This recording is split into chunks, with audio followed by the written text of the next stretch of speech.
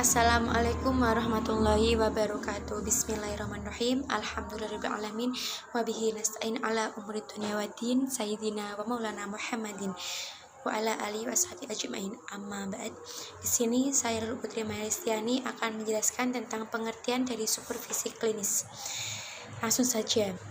Pada hakikatnya, supervisi klinis itu diterapkan di sekolah meliputi dua macam, yaitu yang pertama, supervisi akademik, dan yang kedua, supervisi manajerial. Dua macam supervisi ini juga tergambar dalam Permendiknas. Di dalam Permendiknas tentang standar pengawas sekolah atau madrasah disebut bahwa pengawas satuan pendidikan dituntut memiliki kompetensi supervisi manajerial dan supervisi akademik. Di samping kompetensi kepribadian, sosial, evaluasi, dan pendidikan, serta penelitian pengembangan. Esensi dari supervisi manajerial adalah berupa kegiatan pemantauan, pembinaan, dan pengawasan terhadap kepala sekolah dan seluruh elemen sekolah lainnya di dalam mengelola, mengadministrasikan, dan melaksanakan seluruh aktivitas sekolah, sehingga dapat berjalan dengan efektif dan efisien dalam rangka mencapai tujuan sekolah serta memenuhi standar pendidikan nasional. Adapun supervisi akademik esensinya berkenan dengan tugas pengawas untuk membina guru dalam meningkatkan mutu pembelajarannya, sehingga pada akhirnya dapat meningkatkan prestasi belajar siswa.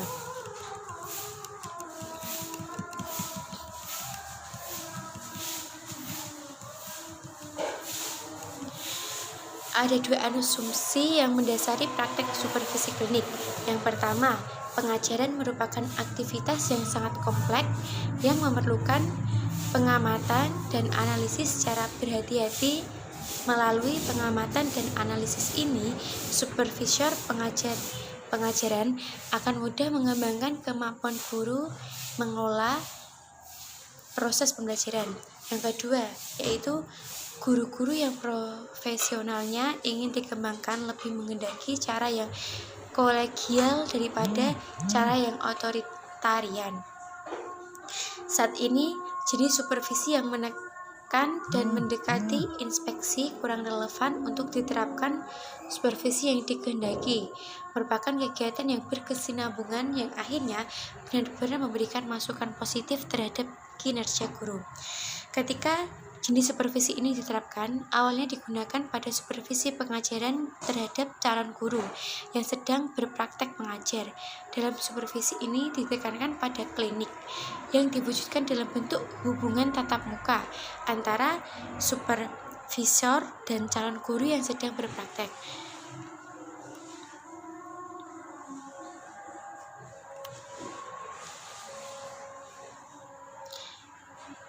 Menurut Cogan, supervisi klinik pada dasarnya merupakan pembinaan performansi guru mengelola proses belajar mengajar.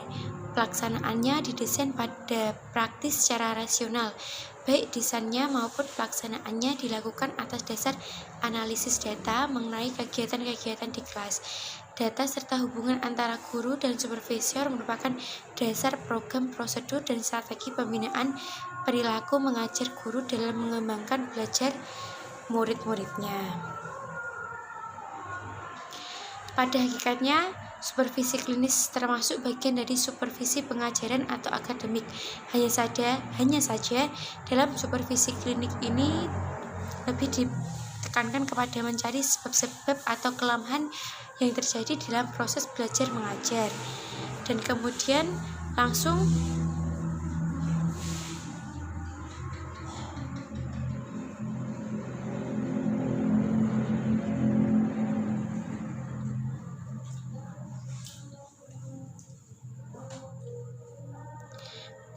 mencari sebab-sebab atau kelemahan yang terjadi dalam proses belajar mengajar, dan kemudian secara langsung pula diusahakan bagaimana cara memperbaiki kelemahan dan kekurangan tersebut.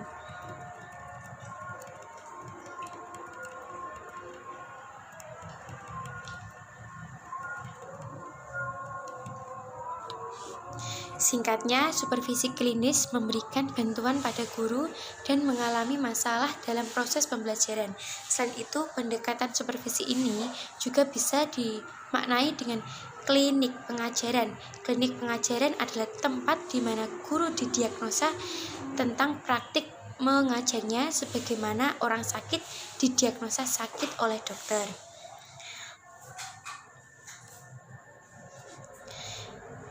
Perlunya dilakukan supervisi klinik. Ada beberapa faktor yang mendorong dikembangkan supervisi klinik bagi para guru di lapangan. Antara lain yaitu yang pertama, dalam kenyataan yang dikerjakan supervisi ialah mengadakan evaluasi guru-guru semata. Di akhir satu semester, guru-guru mengisi skala penilaian yang diisi peserta didik mengenai cara mengajar guru. Hasil penilaian diberikan kepada guru-guru, tapi tidak dianalisis mengapa sampai guru-guru dalam mengajar hanya mencapai tingkat penampilan seperti ini. Cara ini menyebabkan ketidakpuasan guru secara tersembunyi. Bahkan, guru lebih cenderung resah tetapi menerima supervisi tersebut karena merupakan program dari atasan. Yang kedua, pusat pelaksanaan supervisi adalah supervisor, bukan berpusat pada apa yang dibutuhkan guru, baik kebutuhan profesional, sehingga guru-guru tidak merasa memperoleh sesuatu yang berguna bagi pertumbuhan profesinya. Yang ketiga, yaitu dengan menggunakan merit rating atau alat penilaian kemampuan guru, maka aspek-aspek yang diatur terlalu umum, sukar sekali untuk mendeskripsikan tingkat laku guru yang paling mendasar seperti yang mereka rasakan, karena diagnosisnya tidak mendalam tapi sangat bersifat umum dan abstrak. Yang keempat, yaitu umpan balik yang diperoleh dari hasil pendekatan sifatnya memberi arahan, petunjuk, instruksi, tidak menyentuh masalah manusia yang terdalam yang dirasakan guru-guru, sehingga hanya bersifat di permukaan. Selain itu, sering terjadi arahan yang mengedepankan power, bahkan instruksi yang berbau ancaman. Yang kelima, yaitu tidak diciptakan hubungan identifikasi dan analisis diri, sehingga guru-guru melihat konsep dirinya seperti yang dikemukakan P. Huygens, bahwa dalam diri seseorang ada 3 konsep. Yang pertama, saya dengan self konsep saya sendiri. Yang kedua, saya dengan self idea saya sendiri. Yang ketiga, saya dengan self reality saya sendiri. Supervisi selamanya dapat membentuk konsep diri guru sehingga menemukan dirinya sendiri dan menjadi diri sendiri. Yang keenam, yaitu melalui diagnosis dan analisis dirinya, guru menemukan dirinya sendiri. Ia sadar akan kemampuan dirinya dengan menerima dirinya dan timbul motivasi dari dalam dirinya untuk memperbaiki dirinya sendiri. Praktek-praktek supervisi yang tidak manusiawi itu menyebabkan kegagalan dalam pemberian supervisi kepada guru-guru. Inilah sebabnya perlu dilakukan supervisi klinis. Yang ketujuh, yaitu supervisi jarang melakukan monitoring keberadaan proses belajar di dalam kelas, hanya mengandalkan laporan dokumen yang diberikan oleh guru. Selanjutnya, yaitu karakteristik dan tujuan supervisi klinis. Adapun karakteristik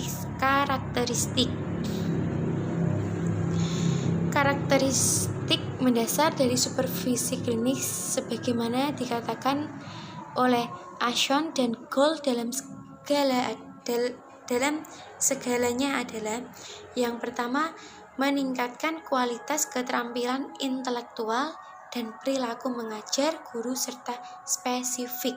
Yang kedua, supervisi harus bertanggung jawab untuk membantu para guru dalam mengembangkan keterampilan menganalisis proses pembelajaran berdasarkan data yang benar dan sistematis, terampil dalam menguji cobakan, mengadaptasi dan memodifikasi kurikulum, serta Agar semakin terampil menggunakan teknik-teknik mengajar, guru harus berlatih berulang-ulang.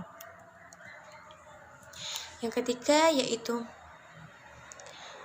supervisi, menekankan bagaimana guru mengajar untuk meningkatkan kualitas pembelajaran, bukan untuk merubah kepribadian guru. Selanjutnya, perencanaan dalam analisis berpusat pada pembuatan dan pengujian hipotesis pembelajaran berdasarkan bukti-bukti hasil observasi. Kemudian konvensi berkaitan dengan sejumlah isu-isu penting mengenai pembelajaran yang relevan bagi guru mendorong untuk berubah. Konvensi sebagai umpan balik menitik beratkan pada analisis konstruktif dan penguatan terhadap pola-pola yang berhasil daripada menyalahkan pola-pola yang gagal. Selanjutnya, observasi yang dilakukan itu didasarkan pada bukti pada pertimbangan nilai yang substansial atau nilai keputusan yang tidak benar. Yang selanjutnya, siklus perencanaan, analisa dan pengamatan secara berkelanjutan dan bersifat kumulatif. Selanjutnya yaitu tujuan dari supervisi klinis.